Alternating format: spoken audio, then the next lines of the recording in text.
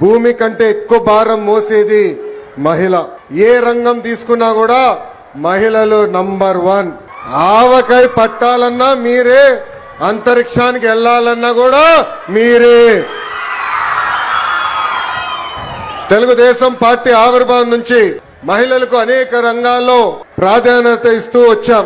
విశ్వవిఖ్యాత నట సార్వభౌమ స్వర్గీయ శ్రీ నందమూరి తారక రామారావు గారు మహిళలకి ఆస్తుల్లో సమాన హక్కు కల్పించారు. స్థానిక సంస్థ ఎన్నికల్లో మహిళలకు ఆనాడు 9% రిజర్వేషన్ ఇచ్చారు.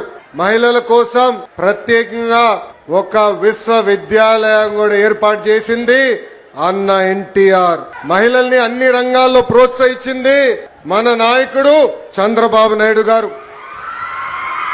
డ్వాక్రా గ్రూపులు ఏర్పాటు చేసిన దగ్గర నుంచి మహిళలకు ఆర్థిక స్వాతంత్రం ఇచ్చారు. విద్య, ఉద్యోగాలు, రాజకీయాల్లో మహిళలకి 33% రిజర్వేషన్ ఇచ్చారు.